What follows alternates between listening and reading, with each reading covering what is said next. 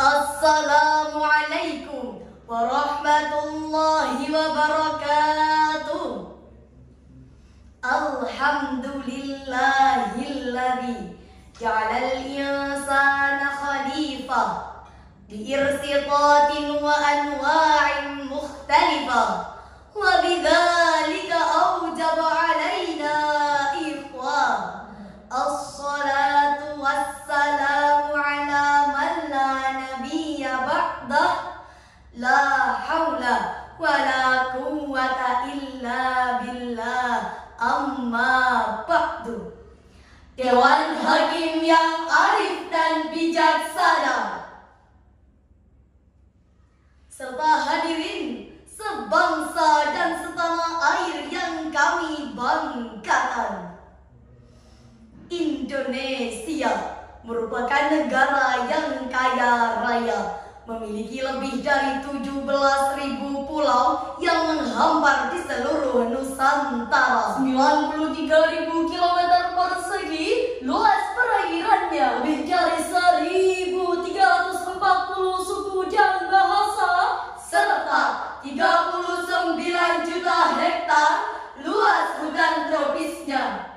Namun hadirin, mengapa dengan potensi yang sedemikian rupa bangsa kita masih tertinggal jauh dari bangsa lainnya? Mulai dari minimnya prestasi, timpangan sosial dan ekonomi, infrastruktur kurang memadai, kemiskinan semakin meninggi, bahkan kasus korupsi seakan menjadi tontonan sehari-hari. Betul hadirin? Mengapa hal ini bisa terjadi? Sebab pemimpinnya kurang efektif dalam mengelola potensi secara keseluruhan. Kondisi krisis pemimpin inilah yang membuat potensi bangsa seakan sia-sia.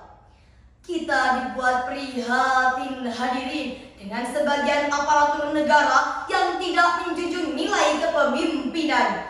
Seharusnya berwatak penuh tanggung jawab, namun menjadi pelempar tanggung jawab, menyimpang dari nilai-nilai agama, membelakan urusan negara, mengutamakan urusan pribadi, keluarga, bahkan kelompoknya, sampai lupa dengan keadaan rakyatnya. Na'udzubillahi min dzalik.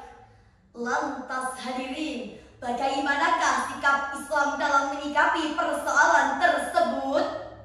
Sebagai jawabannya, izinkan kami menyampaikan syarahan Al-Quran yang berjudul Pemimpin Ideal dalam Konsep Al-Quran.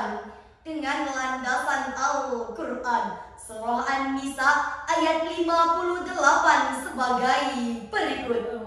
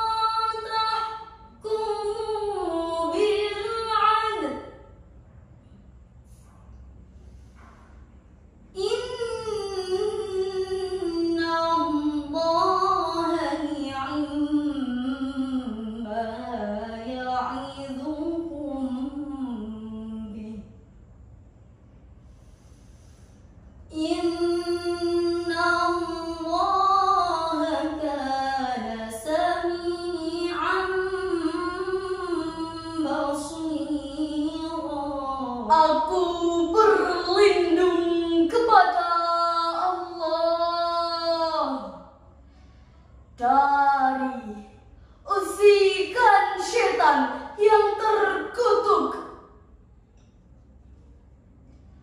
Dengan menyebut asma Allah yang Maha Pengasih lagi Maha Penyayang. Sesungguhnya Allah menyuruhmu menyampaikan amanah kepada yang berhak menerimanya. Dan apabila kamu menetapkan hukum di antara manusia, hendaklah kamu menetapkannya secara adil. Sungguh Allah sebaik-baik yang memberi pengajaran kepadamu. Sungguh Allah Maha mendengar lagi Maha melihat. Dewan Hakim yang mulia, hadirin yang berbahagia, Profesor Dr. Muhammad Quraisy Shihab dalam tafsir Al-Misbah jilid 2 halaman 580 menjelaskan bahwa agama Islam mengajarkan amanah atau kepercayaan merupakan asas dari keimanan. Sesuai dengan sabda Rasulullah Sallallahu Alaihi Wasallam yang berbunyi, La imana liman la amanata lah, wa la dina liman la ahda lah. Tidak sempurna iman seseorang yang tidak amanah, dan tidak sempurna agama seseorang bagi yang tidak menunaikan janji. Hadirin rahimakumullah, sebagai seorang pemimpin, bertindak adil adalah perkara yang wajib, sebab berpengaruh terhadap keberlangsungan rakyatnya. Jika pemimpinnya tidak adil, jelas rakyatnya akan mengalami banyak hambatan. Namun sungguh sayang hadirin, hal ini tidak senada dengan realita pemimpin bangsa kita. Negeri ini masih diselimuti pemimpin yang durjana, mengabaikan rakyat jelata demi mendapatkan harta semata. Banyak perencanaan tapi tak ada kerja nyata. Menyalahgunakan jabatan dengan sengaja, penindasan dan penggusuran terjadi di mana-mana. Angka kemiskinan semakin bertambah jumlahnya. Rakyat pun tidak lagi percaya. Mereka memberontak sebab keadilan hanyalah dusta. Akhirnya kesejahteraan hanyalah fata morgana. Na'udzubillahi min dzalik. Sebagai bukti, sepanjang tahun 2024, Komisi Pemberantas Korupsi telah mencatat sebanyak 154 kasus korupsi yang terjadi di Indonesia. Maka pantas hadirin, Badan Pusat Statistik mengabarkan terdapat 8,57% masyarakat masih terikat dengan garis kemiskinan. Kasus korupsi yang tak kunjung temukan solusi bahkan dilakukan oleh pemimpin di negeri ini. Kompas.com mengabarkan beberapa rentetan kasus mega korupsi antara lain Direktur Utama Pertamina yang mengkorupsi dana tata kelola minyak dengan kerugian 968,5 triliun rupiah. Dewan Jenderal Perdagangan yang mengkorupsi pemberian fasilitas ekspor minyak sawit dengan kerugian 10 triliun rupiah. Maka pantas hadirin, Indonesia Corruption Watch mengabarkan bahwa bangsa kita menduduki peringkat ketiga dengan kasus korupsi tertinggi se-Asia Tenggara. Na'udzubillahi min dzalik. Oleh karena itu hadirin, hendaknya para pemerintah kita harus meneladani sifat kepemimpinan Rasulullah Sallallahu Alaihi Wasallam. sebagaimana yang dijelaskan di dalam Al-Quran Surah Al-Ahzab ayat 21 sebagai berikut. Laqad kana lakum fi rasulillahi uswatun hasanah.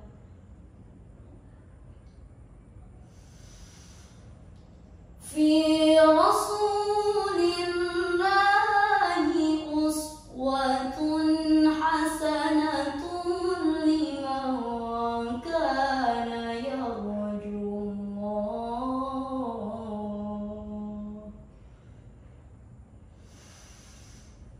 Liman kana yarjullaha wal yawmal akhir wa dzakarallaha katsiran. Shadaqallahul azim. Sungguh pada diri Rasulullah itu benar-benar ada suri tauladan yang baik bagimu, yaitu bagi orang yang mengharap rahmat Allah dan kedatangan hari kiamat, serta yang banyak mengingat Allah. Maha benar Allah dengan segala firman-Nya, dan Dialah yang Maha Agung. Dewan Hakim yang mulia, hadirin yang berbahagia, Profesor Dr. Muhammad Quraisy Shihab dalam tafsir Al-Misbah jilid 10 halaman 438 menjelaskan bahwa Nabi Muhammad merupakan teladan pembimbing sepanjang zaman, contoh karakter terbaik bagi umat manusia. Bahkan hadirin, Rasulullah Shallallahu Alaihi Wasallam merupakan sosok figur kepemimpinan pertama yang berhasil menorehkan sejarah dunia. Beliau menjadi rahmatan linnas dan rahmatan lil alamin, yakni rahmat bagi umat manusia dan rahmat bagi alam semesta. Oleh karena itu hadirin, hendaknya para pemerintah kita harus meneladani sifat kepemimpinan Rasulullah Shallallahu Alaihi Wasallam, yakni yang pertama as-siddiq, yakni bersikap jujur. Yang kedua tabligh, yakni kemampuan menyampaikan dan berkomunikasi. Yang ketiga amanah, yakni kemampuan mengemban kepercayaan. Yang terakhir amanah, yakni cerdas dan bijak dalam mengambil keputusan. Dewan Hakim yang mulia, hadirin yang berbahagia, sebelum kami tutup syarahan kami, dapat kita simpulkan bahwa dengan pengelolaan yang tepat oleh pemimpin yang taat dan beriman kuat, bangsa kita akan menjadi bangsa terdepan di mata dunia apabila pemimpinnya meneladani sifat kepemimpinan Rasulullah Shallallahu Alaihi Wasallam yang berpedoman pada Al-Quran sebagai bahan memori. Mari kita dengarkan lagu berikut ini. Jadi pemimpin harus siap berbakti, Bukan hanya menikmati uang negeri.